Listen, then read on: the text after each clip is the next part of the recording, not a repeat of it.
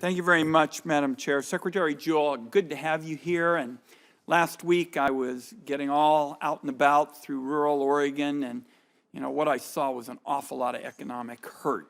People just walking on a tightrope, balancing the food bill against the shelter bill, and they're working 2 or 3 jobs and are just trying to catch up. So what I want to talk to you a little bit about is rural economics and ways in which we can pump some more economic opportunity in those communities for good-paying jobs in ag and forestry and a variety of areas.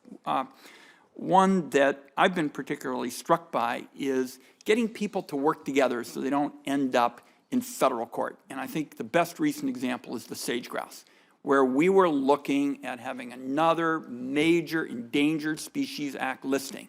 And under your leadership, a lot of Democrats and Republicans got together and we avoided that listing. We're doing that same kind of work in forestry. As you know, the militants at one point were headed from the Malheur Refuge up to John Day, and one of the county commissioners said, we got a pretty good partnership here. We got a collaboration with stewardship contracting, and we have tripled the harvest here. These are not my words, these are words of a county commissioner. So getting people to work together is key. Secure rural schools has been a lifeline, and that's a bill that was written in this room on a bipartisan basis. Recreation is a third area. I saw that with our tour of the 7 Wonders, and we're working on a backpack full of fresh ideas that Democrats and Republicans can support to build the outdoor recreation economy. And the list just keeps going.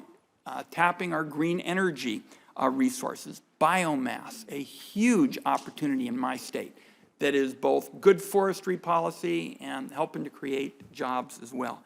And finally, right at the top of this year's priority list should be to eliminate this textbook example of government inefficiency that we call fire borrowing, which is this absurd process of shorting prevention, having lots of fires, and then raiding the prevention fund in order to put it out.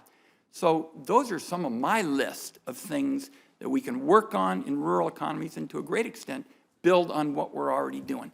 Tell the committee, while we have colleagues of both parties here, what do you think are the next steps in your view for building on this progress? Next steps for getting people to work together, for example, collaboratives, this kind of thing. Well, thank you, Senator Wyden.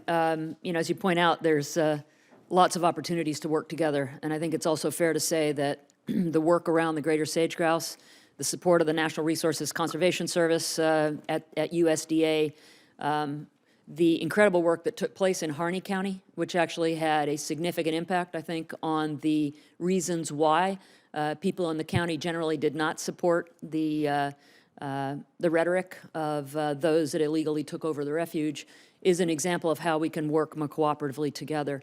I do think that there are opportunities with wildland fire fix, which Senator Murkowski talked about addressing particularly next month. You have, all 3 of you actually have worked very hard on this. That is essential, because if we could stop borrowing against the burned area rehab money and the prevention of fire money, we could put more money into those local communities for thinning, whether it goes to biomass or whether it goes to sawmills. And I think that is also very important to rural economies.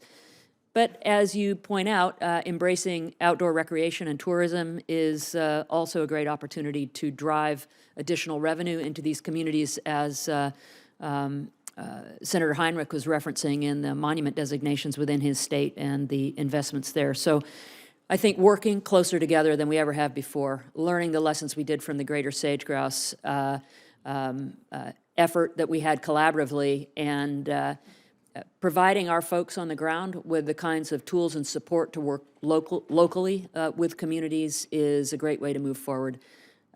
The USDA's Natural Resources Conservation Service, our own efforts in the BLM and the Fish and Wildlife Service, the state efforts, the collaboration that we've seen, particularly over the last 2-3 years, is something that we can learn from in the future. Thank you very much.